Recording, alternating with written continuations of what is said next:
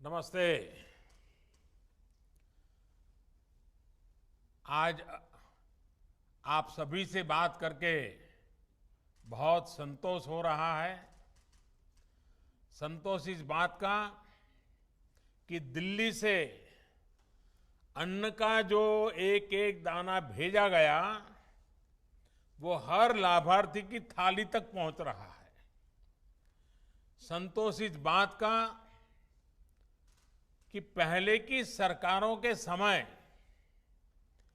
उत्तर प्रदेश में गरीब के अनाज की जो लूट हो जाती थी उसके लिए अब वो रास्ता नहीं बचा है। यूपी में जिस तरह प्रधानमंत्री गरीब कल्याण अन्न योजना को लागू किया जा रहा है वो नए उत्तर प्रदेश की पहचान को और मजबूत करती है। मुझे आपसे बात कर करके बहुत अच्छा लगा और जिस हिम्मत के साथ आप बोल रहे थे, जिस विश्वास के साथ बोल रहे थे और सच्चाई, आपके हर शब्द में सच्चाई निकलती थी, इससे मुझे इतना संतोष मिला। आप लोगों के लिए काम करने के लिए मेरा उत्साह आज बढ़ गया है।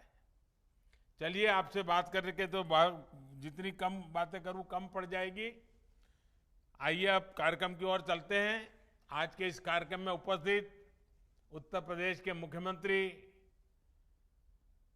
योगी भी हैं, कर्मयोगी भी है।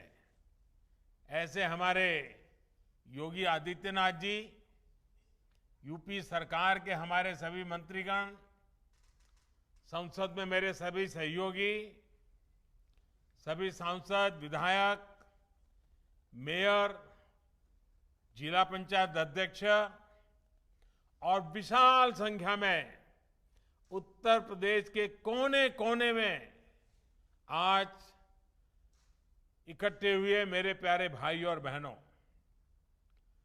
अगस्त का ये महीना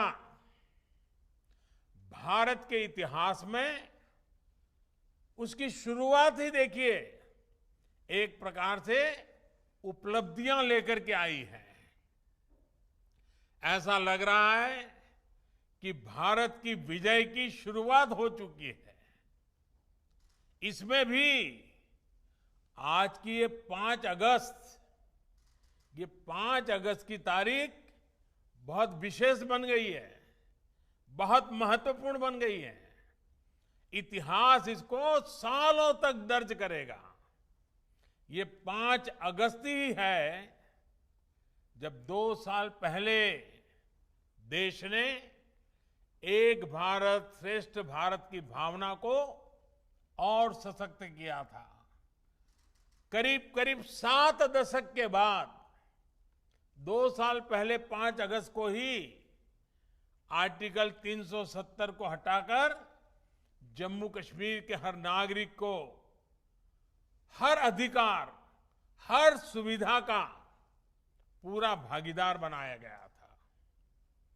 यही 5 अगस्त है जब पिछले साल कोटि कोटि भारतीयों ने सैकड़ों साल बाद भव्य राम मंदिर के निर्माण की तरफ पहला कदम रखा। आज अयोध्या में तेजी से राम मंदिर का निर्माण हो रहा है और आज 5 अगस्त की तारीख फिर एक बार हम सभी के लिए उत्साह और उमंग लेकर आई है। आज ही ओलंपिक के मैदान पर देश के युवाओं ने हॉकी के अपने गौरव को फिर से स्थापित करने की तरफ बड़ी छलांग लगाई है।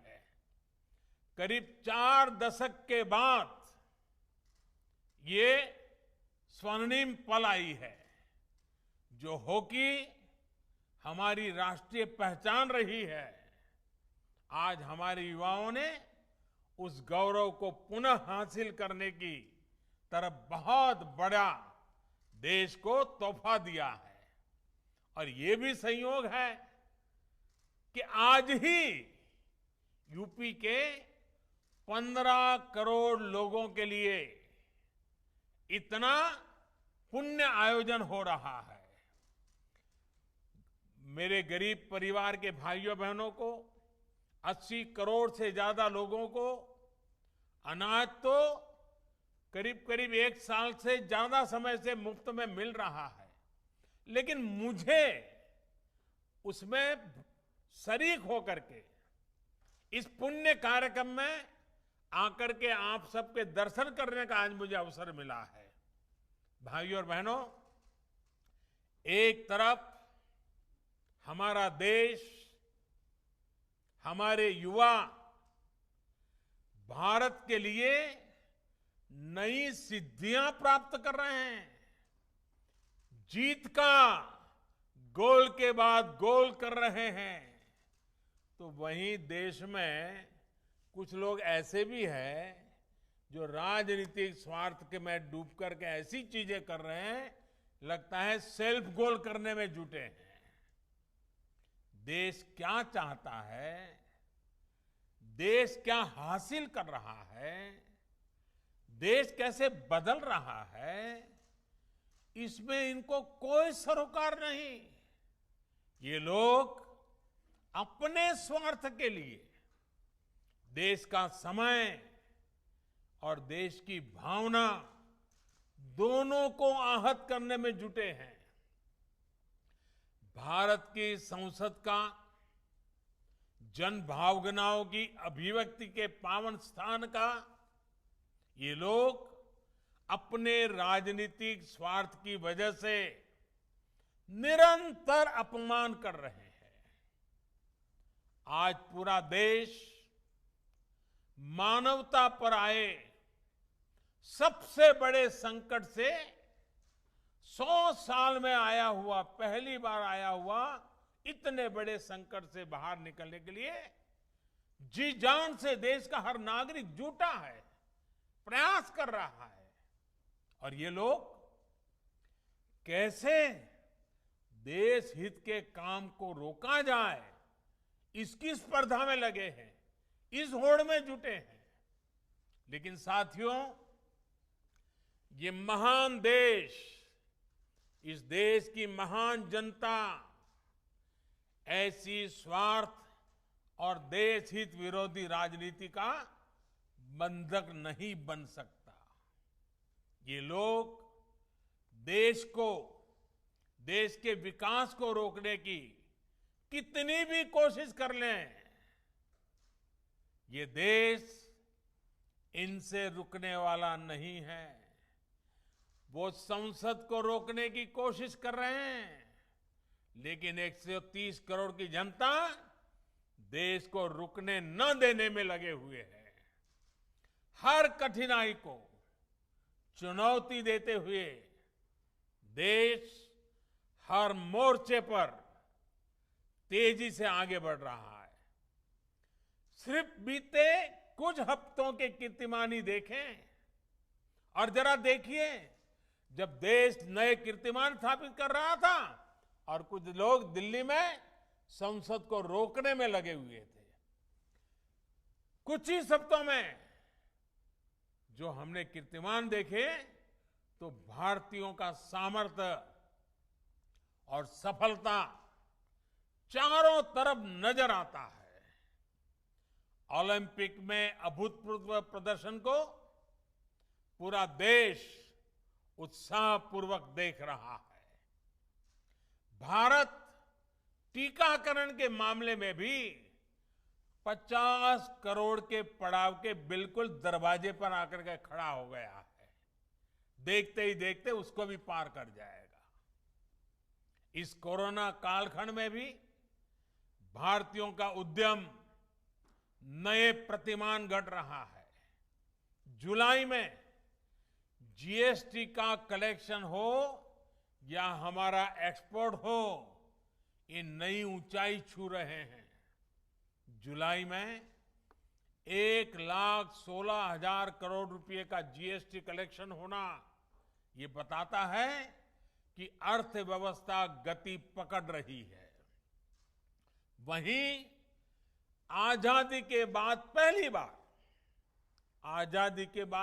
बार किसी एक महीने में भारत का एक्सपोर्ट 2.5 लाख करोड़ से भी ज्यादा हो गया। 2.5 लाख करोड़ से भी पार कर गया। 2.5 लाख करोड़ रुपए से पार होना आजादी के बाद पहली बार इस महीने में हुआ है।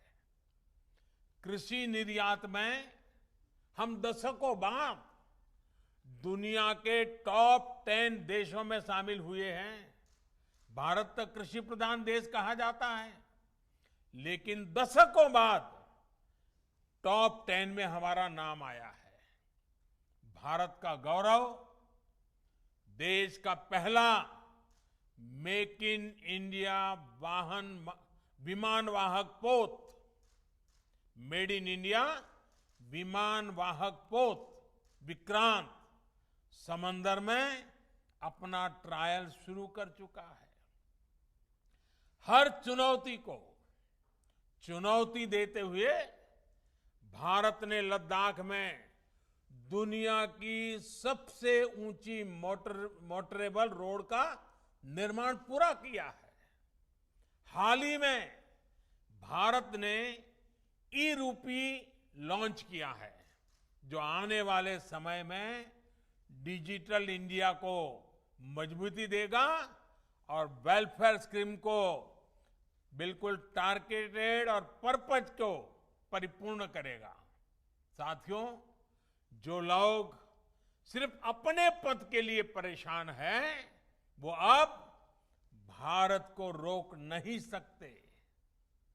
नया भारत पद नहीं, पदक जीत करके दुनिया में छा रहा है।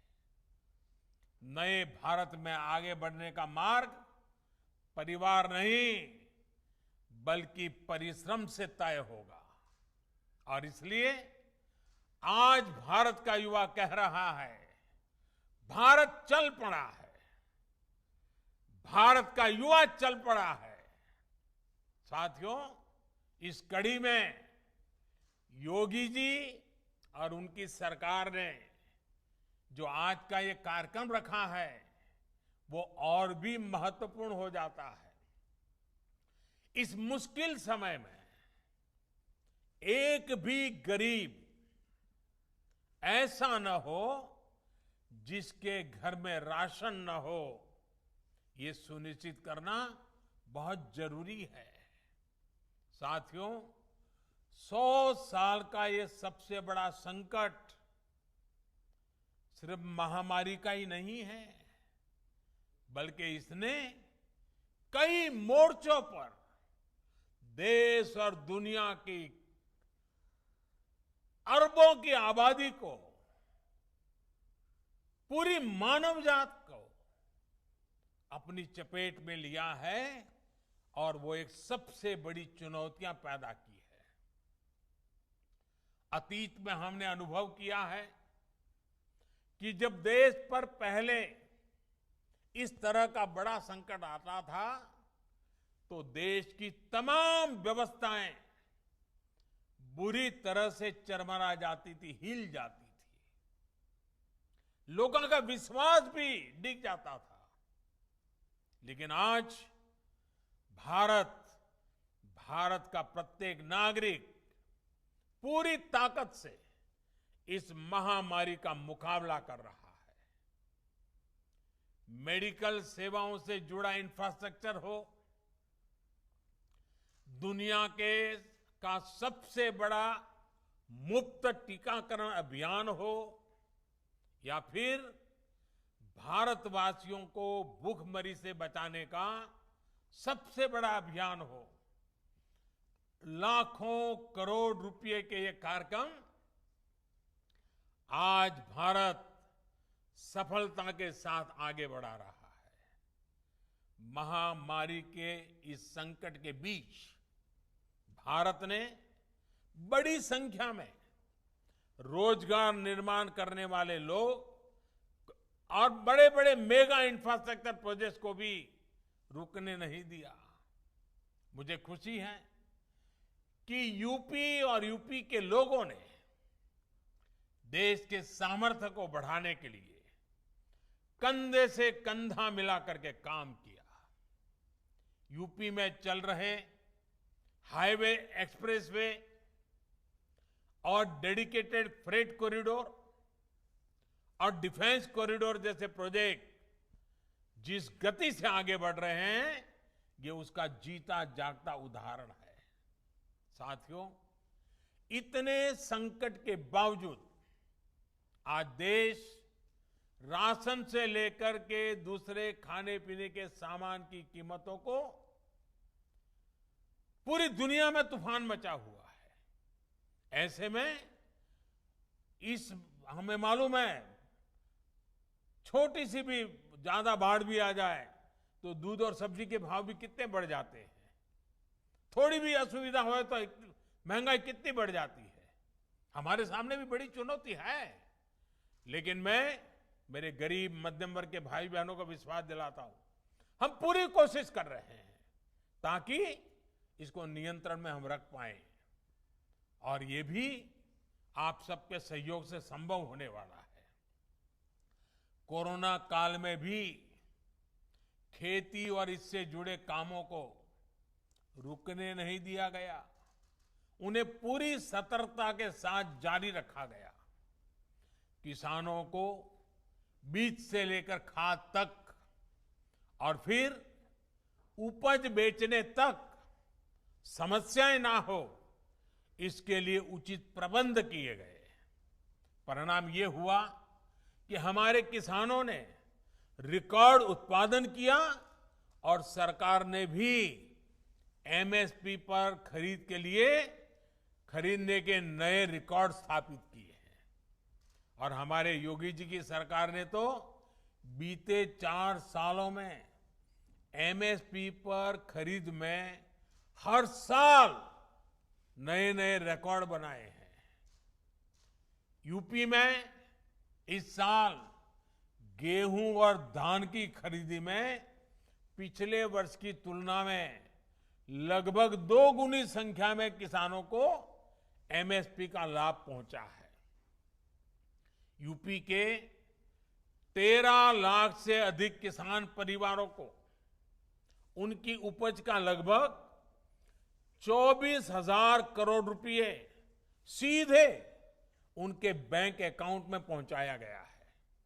साथियों, केंद्र और उत्तर प्रदेश की डबल इंजन सरकार सामान्य जन की सुविधा और सशक्तिकरण के लिए निरंतर प्रयासरत है। कोरोना कालखंड के बावजूद गरीबों को सुविधाएं देने का अभियान मंद नहीं पड़ा। यूपी में अभी तक 17 लाख से अधिक ग्रामीण और शहरी गरीब परिवारों को अपने पक्के घर स्वीकृत हो चुके हैं। लाखों गरीब परिवारों को घर में ही शौचालय की सुविधा मिली है। लगभग 1.5 करोड़ गरीब परिवारों को उज्ज्वला के तहत मुफ्त गैस कनेक्शन और लाखों परिवारों को बिजली कनेक्शन दिए गए हैं। हर घर जल पहुंचाने का मिशन भी यूपी में तेज गति से आगे बढ़ रहा है। बीते 2 सालों के भीतर यूपी में 27 लाख ग्रामीण परिवारों तक पाइप से पानी पहुंचाया जा चुका है।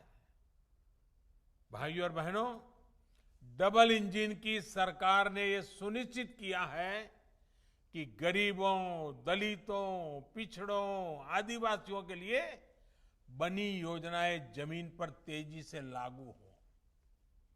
पीएम स्वनिधि योजना भी इसका एक बड़ा उदाहरण है। कोरोना से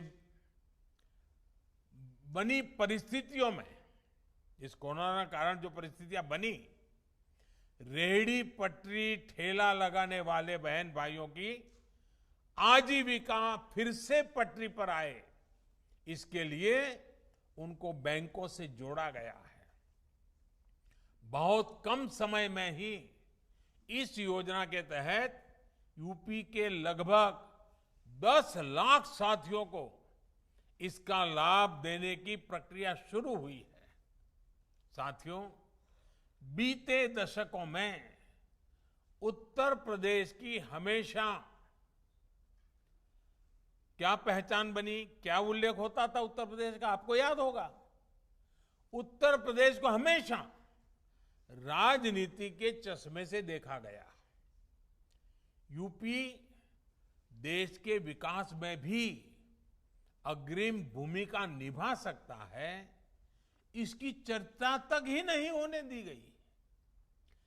दिल्ली के सिंहासन का रास्ता यूपी से होकर गुजरता है।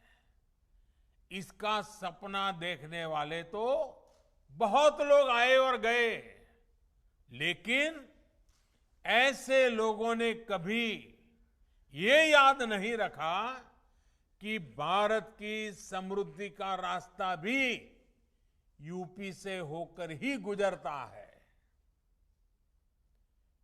इन लोगों ने उत्तर प्रदेश को सिर्फ राजनीति का ही केंद्र बनाए रखा। किसी ने वंशवाद के लिए, किसी ने अपने परिवार के लिए, किसी ने अपने राजनीतिक स्वार्थ के लिए यूपी को सिर्फ इस्तेमाल किया गया। इन लोगों की संकीर्ण राजनीति में भारत के इतने बड़े राज्य को भारत की आर्थिक प्रगति से जोड़ा ही नहीं गया। हां, कुछ लोग जरूर समृद्ध हुए, कुछ परिवार जरूर आगे बढ़े। इन लोगों ने यूपी को नहीं बल्कि खुद को समृद्ध किया। मुझे खुशी है कि आज उत्तर प्रदेश ऐसे लोगों के कुचक्र से बाहर निकलकर आगे बढ़ रहा है। डबल इंजन की सरकार ने यूपी के सामर्थ्य को एक संकुचित नजरिए से देखने का तरीका बदल डाला है। यूपी भारत के ग्रोथ इंजन का पावर हाउस बन सकता है, ये आत्मविश्वास बीते सालों में पैदा हुआ है। यूपी के इतिहास में पहली बार सामान्य युवाओं के सपनों की बात हो रही है। यूपी के इतिहास में पहली बार अपराधियों में भय का माहौल पैदा हुआ है। यूपी के इतिहास में पहली बार गरीबों को सताने वालों, कमजोर वर्गों को डराने धमकाने और अवैध कब्जा करने वालों के मन में डर पैदा हुआ है। जिस व्यवस्था को भ्रष्टाचार और भाई भतीजावाद की लत लग गई थी, उसमें सार्थक बदलाव की शुरुआत हुई है। आज यूपी में यह सुनिश्चित किया जा रहा है कि जनता के हिस्से का एक एक पैसा सीधे जनता के खातों में पहुंचे, जनता को लाभ हो। आज यूपी निवेश का केंद्र बन रहा है। बड़ी बड़ी कंपनियों आज यूपी आने के लिए लालायित हो रही हैं। यूपी में इंफ्रास्ट्रक्चर के मेगा प्रोजेक्ट्स बन रहे हैं, इंडस्ट्रियल कॉरिडोर बन रहे हैं, रोजगार के नए अवसर तैयार हो रहे हैं। भाइयों और बहनों, उत्तर प्रदेश, यहां के परिश्रमी लोग, आत्मनिर्भर भारत, एक वैभवशाली भारत के निर्माण का बहुत बड़ा आधार है। आज हम आजादी के 75 वर्ष का पर्व मना रहे हैं। आजादी का अमृत महोत्सव मना रहे हैं। ये महोत्सव सिर्फ आजादी का उत्सव भर ही नहीं है, बल्कि ये आने वाले 25 वर्षों के लिए बड़े लक्ष्य, बड़े संकल्पों का अवसर है।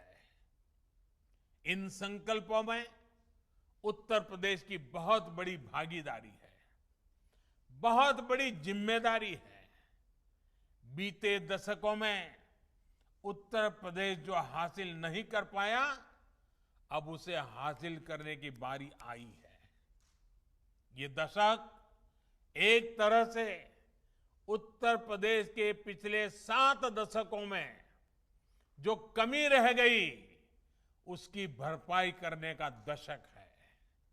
ये काम यूपी के सामान्य युवाओं, हमारी बेटियां, गरीब, दलित, वंचित, पिछड़ों की पर्याप्त भागीदारी और उनको बेहतर अवसर दिए बगैर नहीं हो सकता। सबका साथ, सबका विकास और सबका विश्वास, इसी मंत्र के साथ हम आगे बढ़ रहे हैं। बीते समय में शिक्षा से जुड़े 2 बड़े फैसले ऐसे हैं जिसका उत्तर प्रदेश बहुत बड़ा लाभार्थी होने वाला है। पहला फैसला इंजीनियरिंग की पढ़ाई से जुड़ा है। इंजीनियरिंग और टेक्निकल एजुकेशन से जुड़ी पढ़ाई से यूपी के गांव और गरीब की संतान बहुत हद तक भाषा की समस्या के कारण वंचित रह जाता था। अब इस बाध्यता को खत्म कर दिया गया है।